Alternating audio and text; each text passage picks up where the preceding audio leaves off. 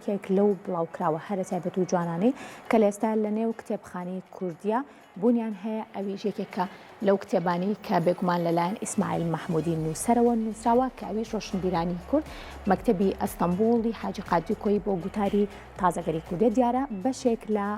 شاعرە کلاسیەکانی خود ئەو کەسایەتیانی کە بە شێوەیەکی گشتی کاریگەریان هەبووە لەسەر ئەدەبیاتی کوردی هەریەکەیان و بەپێی هەنگاوێکی خوان بێگومان ئەناسرێنەوە و ئەو بابەتانەی کە کاریگەریان لەسەری هەبووە هەمیشە مێژوو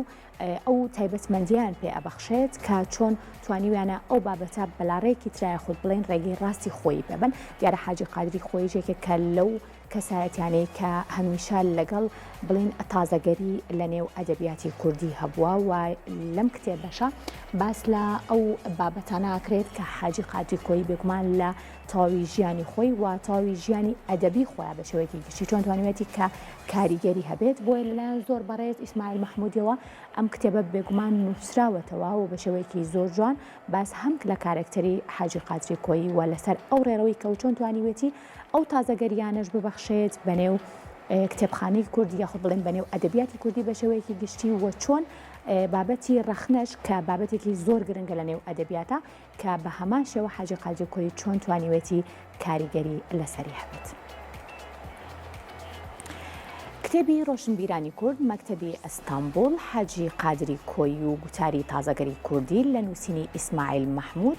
چاپ و بڵاوەکرێتەوە لە بەشێکی کتێبەکەدا هاتووە دەکرێت بانگەشی ئەوە بکرێت دەستپێکردنی کللتوری ڕەخنەگرتن واتە هەوڵ بۆ تازەگەری بە شێوەی فەرهەنگی ڕۆژئاوایی باسکردن و ئاماژەدان بە هەندێک دیاردەی مۆدرنی ڕۆژئاوایی بەرجەستەکردنەوەی پرسی نەتەوەسازی و هاندانی کۆمەڵگەی کوردی بۆ فێربوونی زانست و پیشەسازی بۆ یەکەم جار لە گوتاری حاجی قادری کۆیدا ڕەنگی داوەتەوە بۆیە دەکرێت حاجی وەک یەکەم نمونە و فکری کورد و خاوەن یەکەم گوتاری تازەگەری کوردی پێناسە بکرێت چونکە پێش حاجی کەس بەو شێوەیە ڕەخنەی لە کۆمەڵگەی کوردی نەگرتووە و کەسیش ئەوها هەستی بە پێویستی تازەگەری و گۆڕانکاری بۆ کۆمەڵگای کوردی نەکردبوو بەگشتی گوتاری تازەگەری لە کۆمەڵگای کوردی و سەڵاردانی سونەتی منەوەری کوردی بە حاجی قادرەوە دەست پێ دەکات و گوتاری حاجی سەرەتای دابڕانە لە گوتارەکانی پێش و بەواتایەک سەرەتای دابڕانە لە گوتاری سونەتی و سەرەتای تازەگەری کوردی.